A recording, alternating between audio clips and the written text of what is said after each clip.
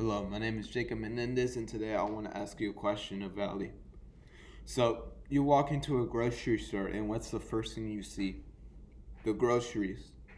According to Brad Plummer, a senior editor at Vox, more than 93% of corn and soy planted in the United States is genetically modified in some way, meaning that you have probably eaten a genetically modified food before without even having aware of it. Also, the same article states that roughly 60 to 70% of processed foods in the grocery store contain at least one genetically modified ingredient. Genetically modified food is new to the agricultural world and has stirred a lot of attention and controversy over the past couple years. But should we really fear such a movement? The use of GMs in our world is something that won't be accepted by everyone with consent.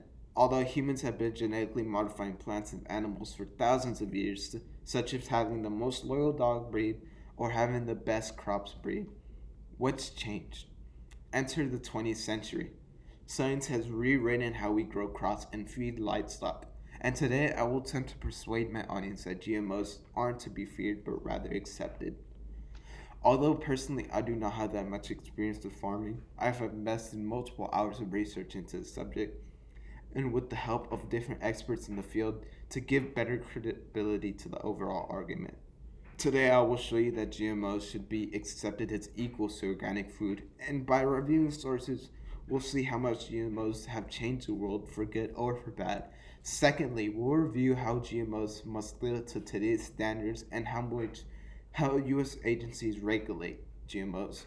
Finally, I will explain why scientists believe GMOs are the best candidates to end the world hunger problem, and hopefully by the end of the speech you will agree with me why GMOs should be accepted. First, how did GMOs start? Humans have been genetically modifying plants and animals for thousands of years. After thousands of years, almost every single plant and animal around us is vastly different from its pre-domesticated state. A report done for the Royal Botanic Gardens by Dr. Mark Lee and Matthew Nelson shows how plants went from wild plants to a transformation into crops. Early stages of plant domestication were most likely unintentional. For example, wild weeds shed their seeds at maturity, a characteristic that aids natural seed dispersal, but makes harvesting very difficult and time consuming. We can see that this is most likely how wild plants went into the transformation of crops. Selective breeding, according to yourgeno.com, selective breeding involves choosing parents with particular instincts to breed. For example, dogs with particular physiques and temperaments suited to do better jobs like herd sheep or produce or produce better quality product. Selective breeding aims to adapt organisms' characteristics in a way that is desirable to humans that breed them. The problem with selective breeding. In a report done by Gabriel Rangel for Harvard University, we've seen that selective breeding relies heavily on lucky hits and that you might not always get the characteristics you wanted. So we aren't new to the science of messing with DNA and modifying an organism to change that organism's structure to something more beneficial to us. Although we can see the errors and faults that come with selective breeding, genetic engineering completely eliminates this factor, allowing us to pick and choose the traits we find most beneficial, such as fruits that's bigger or immune to pests. Furthermore, in a recent discovery in 2012 by Jennifer Doa, an American biochemist, of CRISPR is a family of DNA sequences found in genomes of organisms, such as bacteria, to edit and change DNA structures. Now, with such a technological advance to edit and DNA structures, who regulates and watches progressions in the field?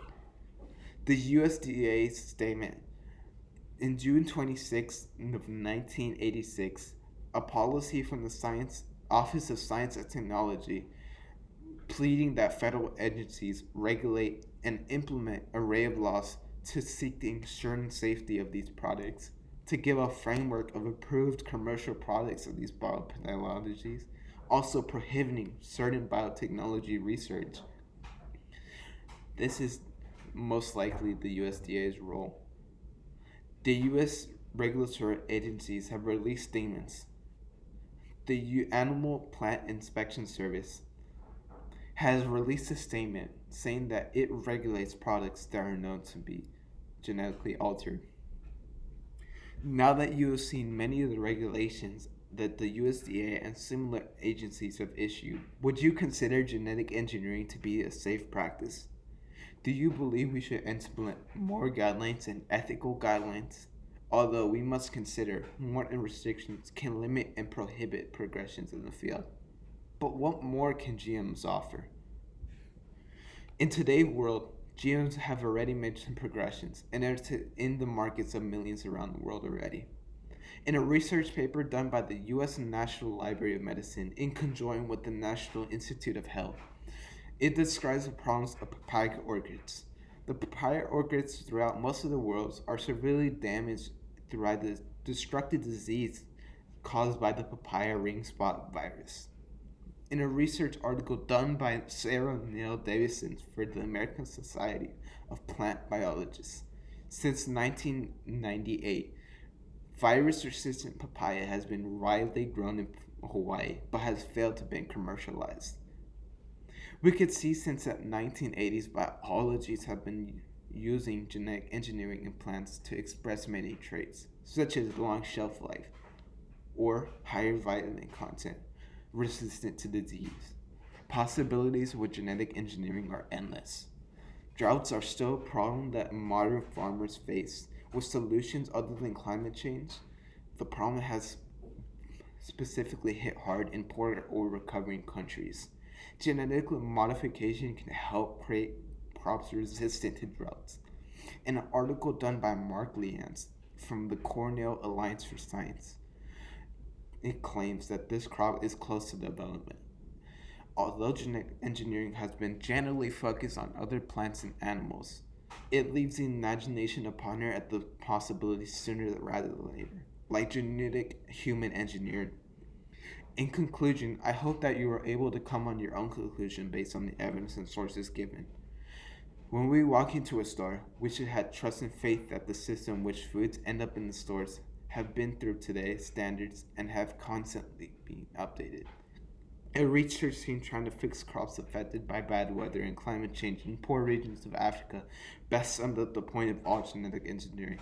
Science benefits to the poorest is a passion shared by all researchers.